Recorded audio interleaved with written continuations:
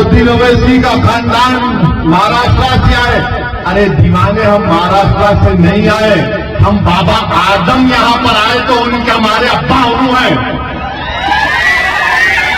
तो पूरा हिंदुस्तान हमारा है। बाबा आदम यहां आए तो अब्बा की जमीन में बेटे का हक नहीं होगा क्या? तुम कहां से आए बताओ? मैं तो बाबा आदम को निस्बत बता दिया, तो तुम कहां से आए, किधर से आए तुम? याद रखो, तुम मेरी जबान का मुकाबला नहीं कर सकोगे, मगर आपको बताने के लिए कह रहा हूं कि ये कांग्रेस का ये लीडर जो तेलंगाना की कांग्रेस का सदर है, इसकी जबान से निकलना कि ये तेलंगाना के नहीं है, ये आरएसएस की जबान है कि मुसलमान हिंदुस्तान के नहीं है, इस्लाम भारत का नहीं है, इस्लाम बाहर से आया। ये सोच है इस जमात के सदर की। ये यहां के नहीं है, वो वहां के। यही तो आरएसएस गोलवालकर से लेकर पंडित दीनदयाल उपाध्याय से लेकर ये सब तो यही लिखे। क्या लिखा था गोलवालकर ने बी और नेशनल डिफाइंस ने? यही तो बात लिखी थी। आरएसएस के सर संचालक के बयान पढ़ लो आप, पिछले 40 साल 50 साल पुराने हुए कहते कि मुसलमान इस्लाम इस मुल्क का नहीं है, बाहर से आए। तो वही जबान से ये कह रहा है कबूतर।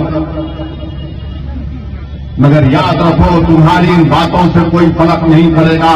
हाँ, तुमने तुम्हारे दिल और दिमाग को जो नफरत है मुसलमानों के लिए, तुमने जाहिर कर दिया। तेलंगाना के तमाम मुसलमानों को बता दिया कि तुम बोलोगे तो गोलवालकर की जबान में बोलोगे, तुम बोलोगे तो दीनदयाल उपाध्याय की जबान में बोलोगे, तुम बोलोगे तो आरएसएस की किताबों में जो जहर लिखा गया उसको तुम अपनी जबान से बोलोगे। तो याद रखो, हम आरएसएस से 70 साल से मुकाबला करते आ रहे हैं, तुम नहीं करे। और ये कौन था ये सदर इनका?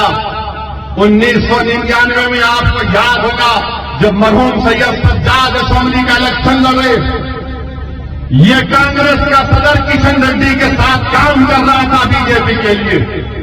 मैं देखा अपनी आंखों से इसको देखा, मैंने कहा पर ये गुड्डी मंगापुर की मार्केट उस वक्त का इलाका कारवान में था,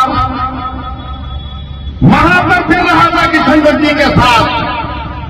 अब हमको भूल रहे हैं, हमको सबक याद रखो। तुम्हारा पूरा शिजरा हमारे पास है। तुम कब थे 1999 में? तुम्हारी जवानी में तुम एबीवीपी में थे, वहां से निकलकर तुम गए आरएसएस में थे, फिर तुम बीजेपी में आए, फिर बीजेपी में फिर तो आरएसएस ने कहा कि नहीं, अब तुम चंद्रलू के पास चले जाओ, जब जेल में है तो चंद्रलू के पास गए। जब चंद्रलू का मामला खत्म हुआ तो कूद गए कांग्रेस में। तो कांग्रेस ऐसे लोगों को लेती है जो आरएसएस की जबान में बोलते हैं।